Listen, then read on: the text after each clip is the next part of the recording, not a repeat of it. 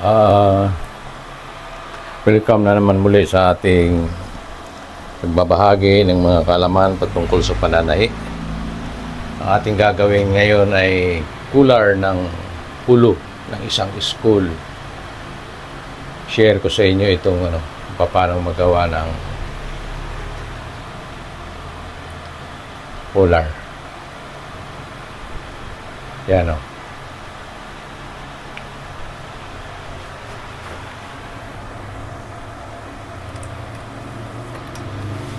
Ang gagawin natin dito ngayon ay susukatin natin muna itong fan. Sukatin natin itong cooler para malaman natin kung ilan ang sukat niya. Saka natin siya gawaan ng patigas. So meron tayong sukat na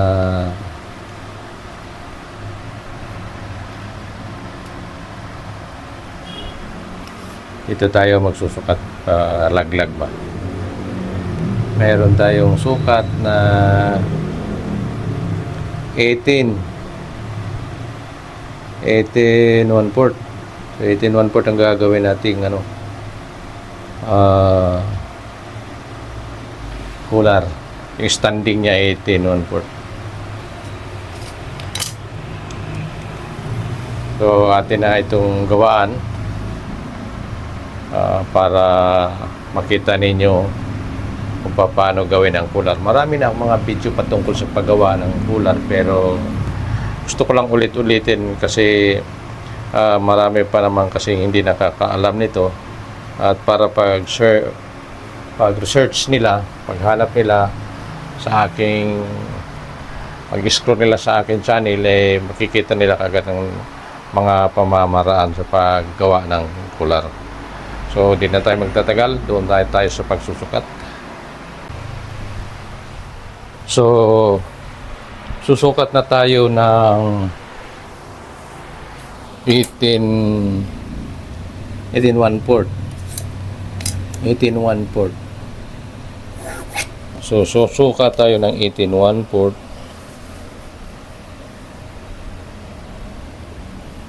Yan. Ito yung haba ng ating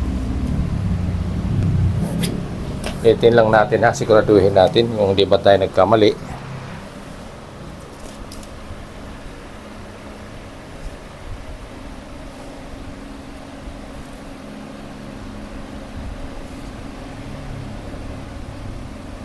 So 18 and a half pala. 18 and a half kasi 9 3/8 ito 9 and a half, 9 and 3/4. 9 and 3/4 pala. 18 and 3/4 kasi 9 and 3/8. 18 and 3/4. So, sukatin natin. Kahit 9 and a half, okay na yan. 18 and a half. Ito pala. Haba-habaan natin ng kaunti. Ito tayo sa 18 and a half. Check ko lang kasi roller yung ating ginamit kanina. Hindi siya akma. So ngayon, ang ating pattern ay mahaba ito siya. Atin na lang siyang pa-clean. So dito tayo sa kabilang sudulo muna magsimula. Ito, kuhanin natin yung dito. Tapos ganon din dito sa kabila. Tapos dito, atin na lang siyang i-adjust dito. Adjust na rin lang natin. Yan.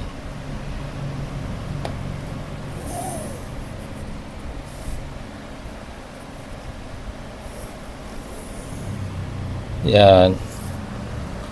Bali, 2 piraso itong ating gagawin Kaya 2 piraso na ang aking guguhitin. So, ganun din dito sa kabila. Itong cooler niya talaga, atin na lang siyang i-adjust din.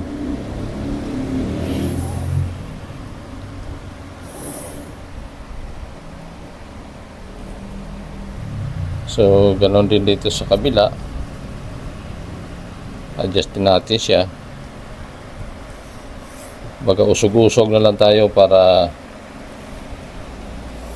makuha natin yung sukat. Ganon din dito sa isa pa tayo, gawa pa tayo ng isa. So ganyan din, maganda may pattern talaga kayo ng cooler para pag nagawa kayo ng cooler ay duplicate na lang tulad ng itong ginagawa ko.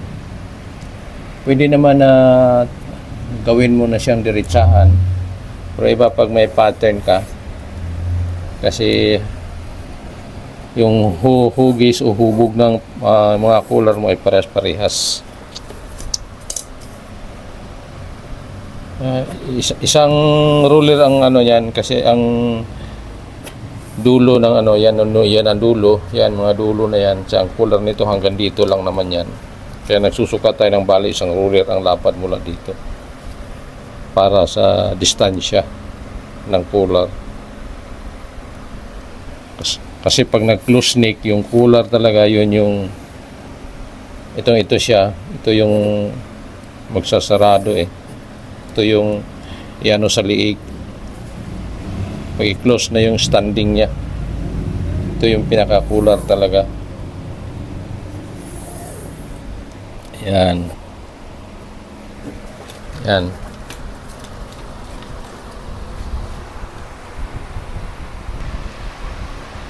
Atin ang gugupitin ito.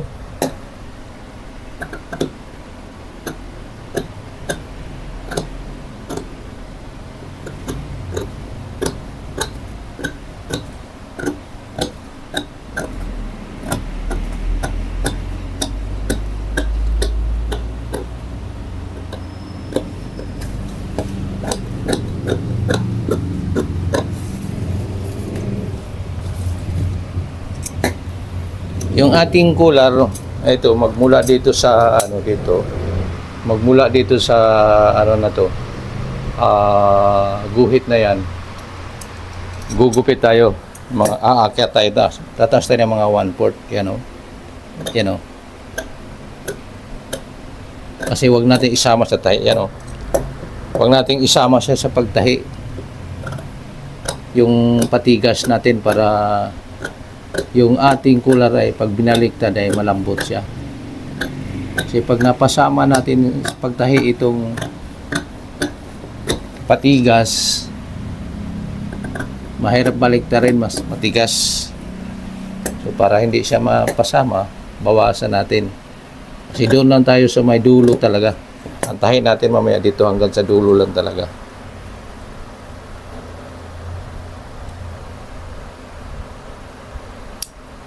Yan.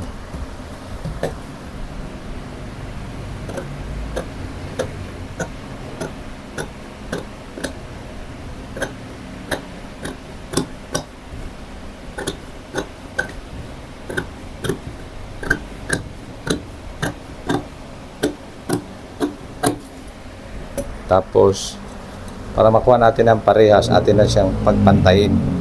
Itong guhit na to at saka dito sa kabila, pagpantayin natin. Hawakan natin ng maigi. Yan, ganyan, hawakan natin ng maigi. Yan, pinagpantay natin yan, tapos hawakan natin ng maigi. Para yan, sa gagupitin natin dito sa may yung pinakaguhit niya. Yan yan, then sa pinakaguhit niya. Yan natin siya gupitin para parehas yung lapad. Nagsabay natin siyang gupitin.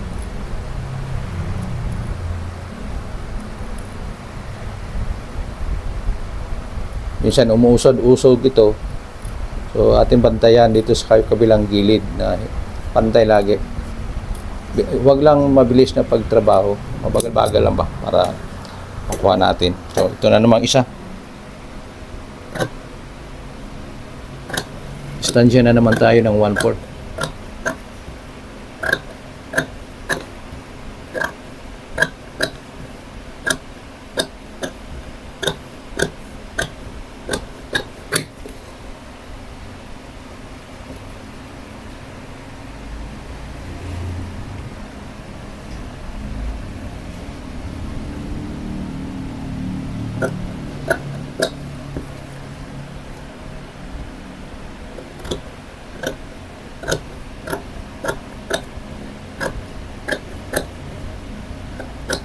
Hindi natin kinularan ng mataba ito kasi estudyante para hindi mainit sa liig niya. Para maliwala sa liig niya. Kasi pag malaki, malapad ang ating cooler, parang natatabunan ng husto yung liig.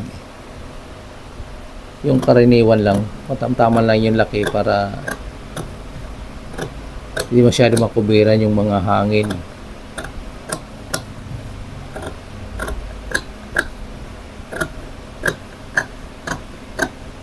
Pinagsabay ko na yung dalawa, no?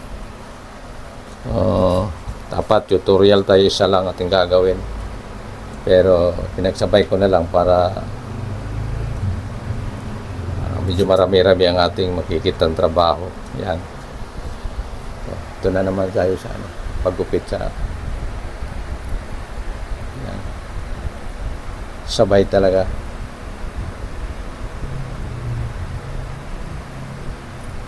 Para parehas yung lapat. Tapos dandahan lang para di mag-ikis-ikis yung ating gupit. Hindi naman tayo nagmamadali. Pagbabahagi ito. Ayan, naputol na. Tapos na. Pagkatapos natin dyan, atin na naman itong plansahin. Ito na. Mainit ang ating plansa, atin na naman itong idikit itong ating kuan, fusible na hard to be nice. Yan, pag plansa natin ito, nadikit ito eh. Yan, lagay natin sa pinakamainit sa 5 mainit ito.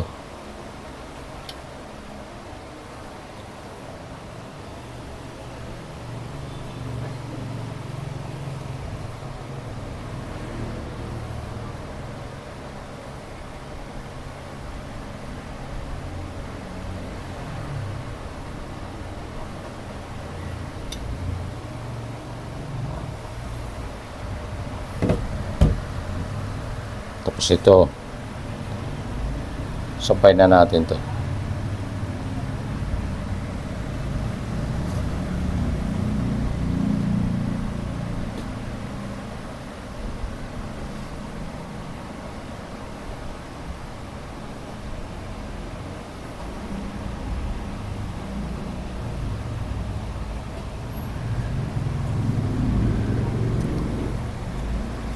Yan.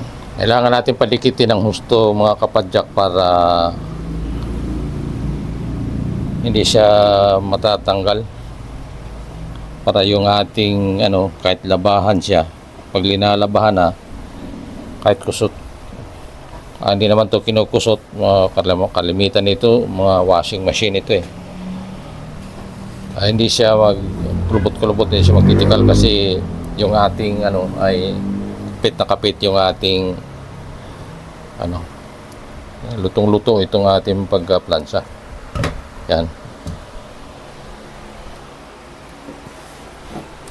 Dito na naman tayo sa isa.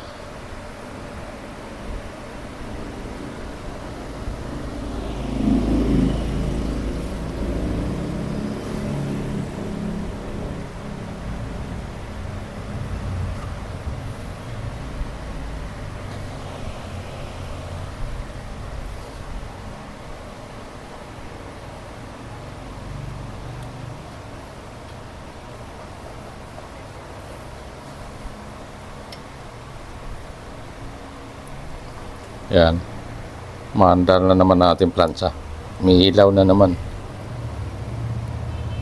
so mahinit yan siya. Number 5 tayo. Kaya kapit na kapit itong ating sigurado to.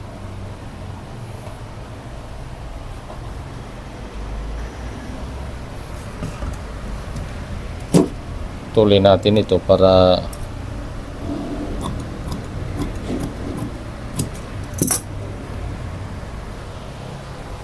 dito tayo sa isa. Ito natin dodoblihin.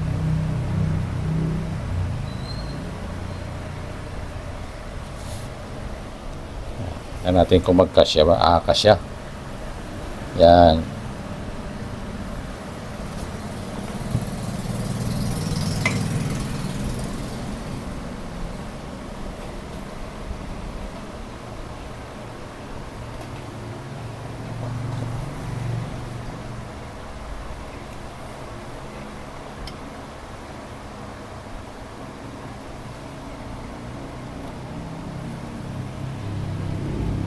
Yan, kapit na kapit mga kapadyak.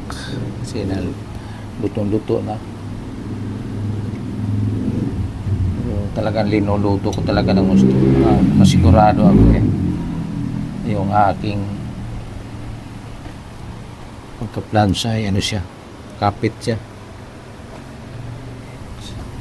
So, ito lang naman yung ating maibigay na sa ating customer, yung matrabaho natin ng maigi yung kanilang pinapagawa sa atin para masatisfy sila sa ating ginagawa. So ito, tapos na tayo sa pagplansa.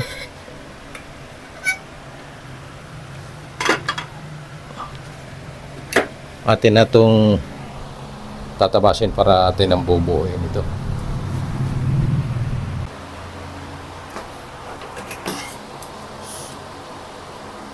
So atin na itong tabasin.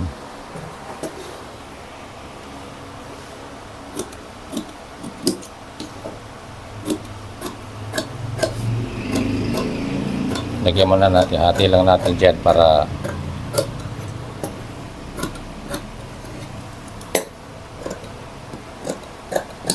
magkaiwalay lang sila.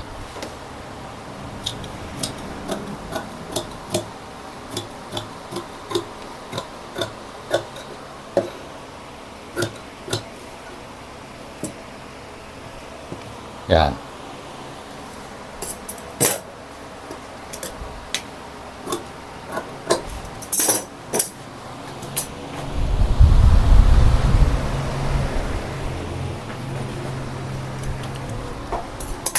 Una natin gawin ay ganito.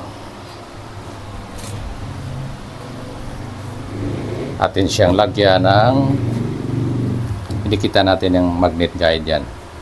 Lagyan natin ng pampailaw para maliwanag. Pero puti naman ito, kahit siguro walang ilaw. Tingnan lang natin.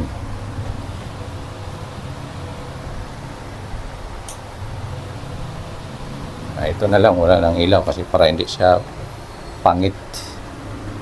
Sobrang liwanag yun pala. Yan.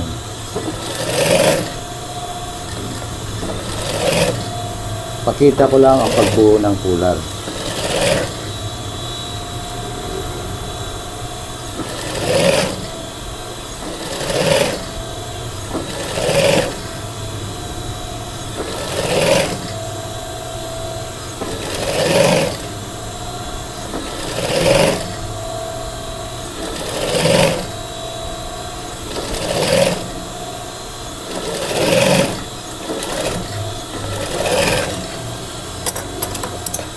Yan. Yung sobra dito, atin na siyang tabasin. Baga, atin mo nang pinasadahan ng 1/4, yung gilid. Yan.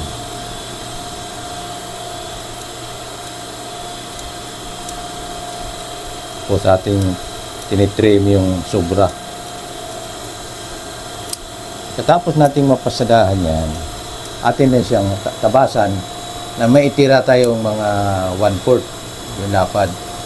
Yan, mga 1/4 lang yung lapad at ititira natin para tumamaya pagpasada natin may kinakapitan. Kasi ang ating pasada ay sa gilid mismo ng patigas para hindi mapasama yung patigas, para hindi siya matigas pagbaliktad, malambot lang.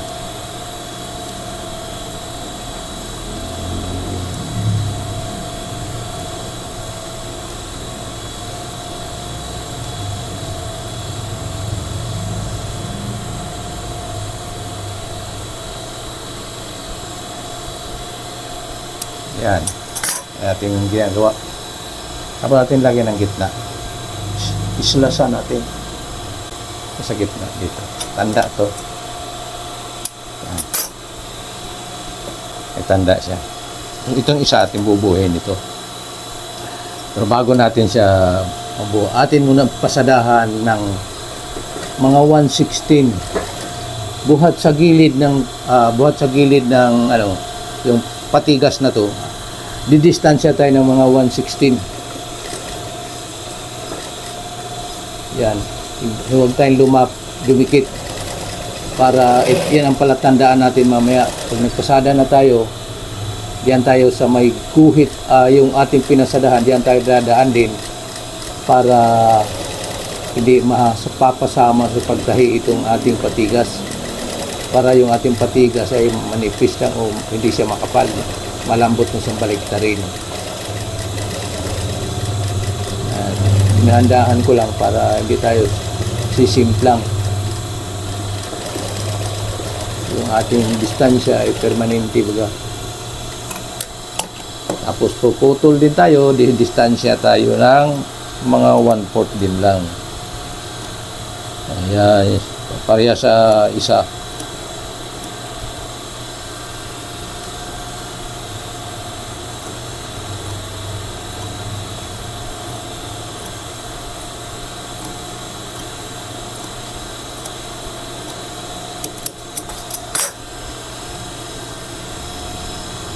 Dumi man, madumi. Hanap tayo ng medyo malinis. Ito dito tayo. Malinis to.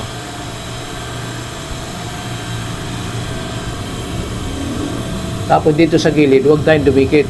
Distansya tayo ng mga 1/16, 1/32 baga. Huwag lang masyadong dikit dyan sa may gilid ng patigas para hindi siya mahirap baliktarin. Kasi ang problema, pag nakadikit diyan, mahirap baliktarin yan. Matigas baliktarin. May tendency na ang ating lalabas pa yung sa ilalim, imbis na siya sa pang-ibabaw, makikita pa siya. So, para tayo makaiwas sa mga ganun na yung ilalim ay lumalabas, atin na siyang distansyahan para pagbaliktad natin ay malambot lang.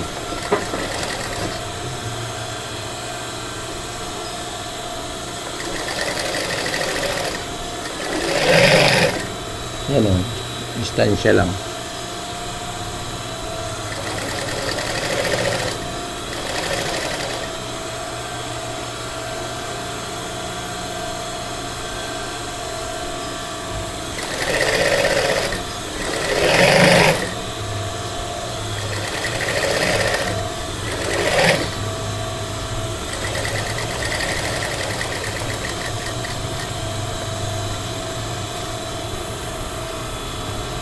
Mas ng kaunti. Ito linalagyan ko ng paliwanag ko pagdating dito sa may tapat ng patigas na yan, suksukan mo na kaagad ng ganito, sinulid. Pagkatapos idikit mo sa karayom, pagkadikit sa karayom, pahakbangin mo ng isang hakbang. Pagkatapos saka mo ibalik pa ganyan, tapos saka mo itago dito sa loob para paghila natin mamaya matulis yung ating pulat. Makita mo ngayon pag nito. Yan. Tuloy natin para makita natin pagbaliktad.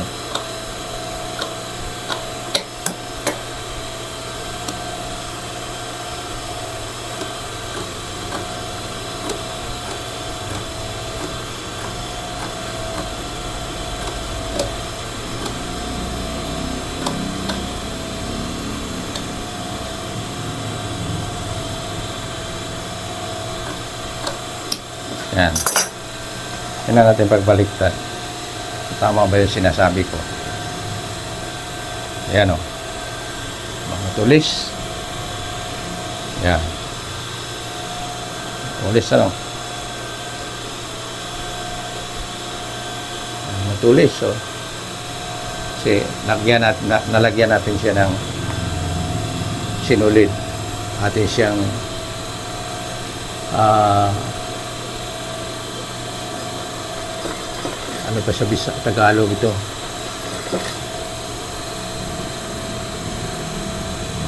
Ay, panghila to eh. Sa Bisaya pa, nabitik. Dugay na ako sa Manila, pero di lang gihapon kay balong Tagalog.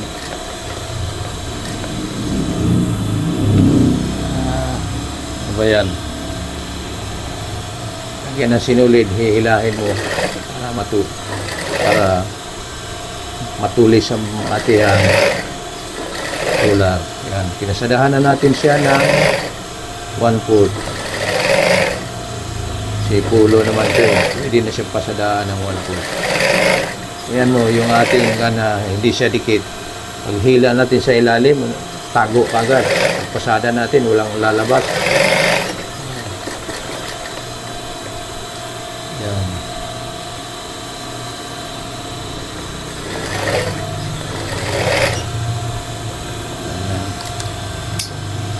Yan. Pasadahan natin.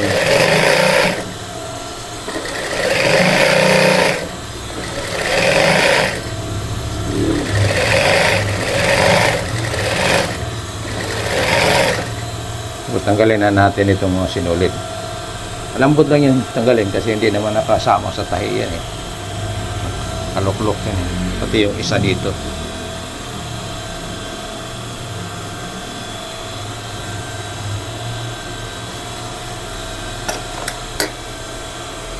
Yan. Tulin na natin ito. Ipantay na lang natin siya sa ating pinutol na 1/4. Pantay na lang siya.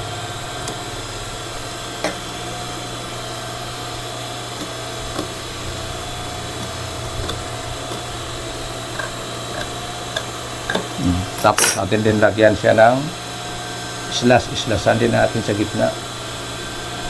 Lagyan natin ng tanda. So,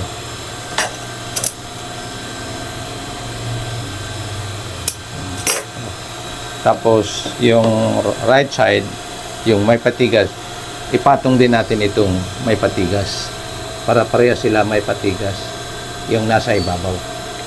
Graduhin natin na ang ating pasada ay diyon sa mismong ating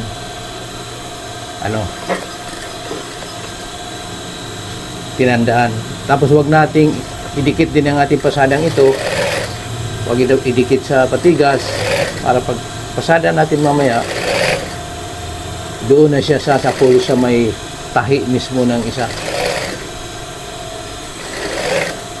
Makikita mo naman sa ilalim kasi mayroon namang tahi. Check lang ng check habang tumatakbo ang makina. Check mo na kung naka-align ka ba doon sa tahi sa ilalim para makaiwas tayo na ang ating tahi ay sumasakay na pala doon sa ating cooler, itong patigas ng ating cooler, para magiging sanhing matigas siya pag binaliktad. So para makaiwas tayo, check. Katulad na, chine-check ko kung naka-align ba ako. Yan.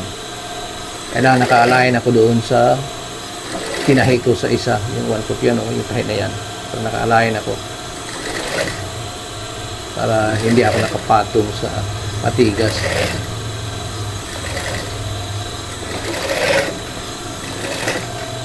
Yan.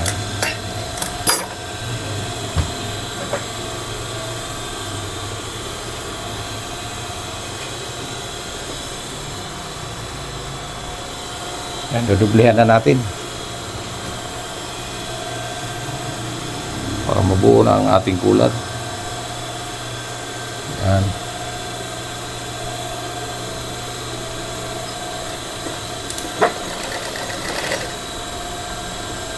Ito, huwag ditong idikit masyado para, yun nga, tulad ng sinasabi ko, para hindi mahirap siyang baliktarin.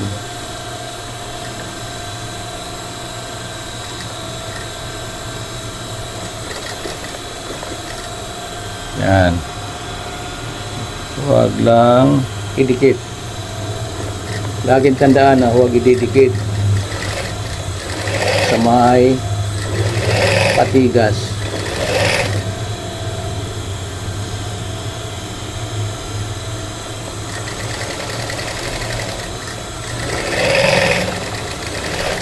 Yan.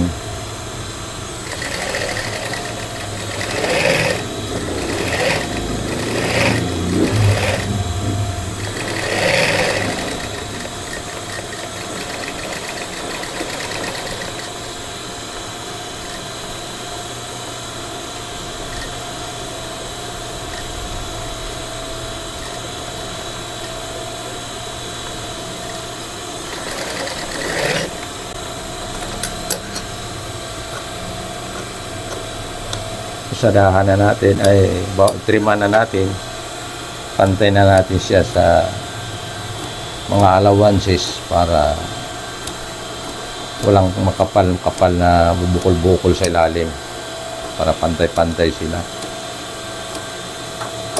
Yan. So, atin ang baliktarin.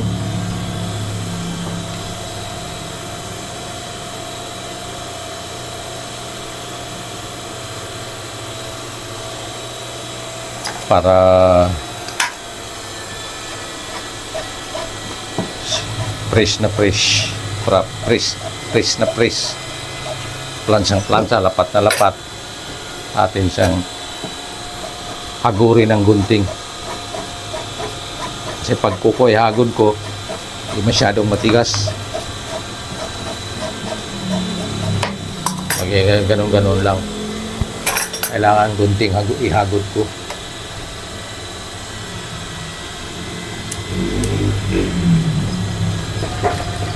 Yan, pasadahan natin.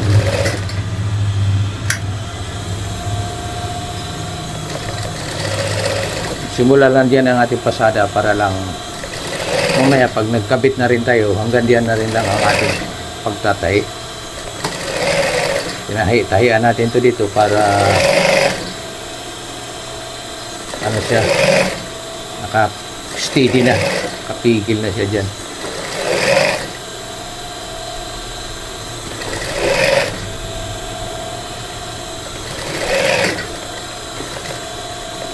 Huwag lang atrasan. Yan. Ayan o, yung ating ginagawa o. Diba? Yan o, inagod natin siya. Para ding naka 116 sa likod. Malinis din ang ating ginagawa sa likod. Para ding naka 116. So, atin na to siyang anuhin. Para ikabit na natin. Bang may oras pa ang ating video.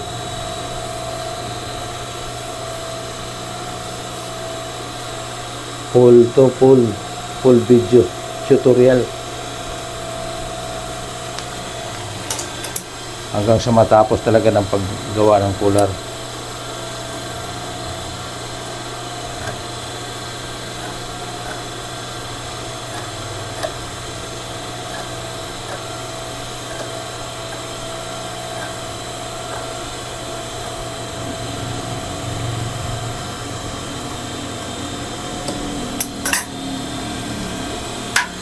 So, ayan. Natapos na ang ating cooler. Ayan. Tapos na siya.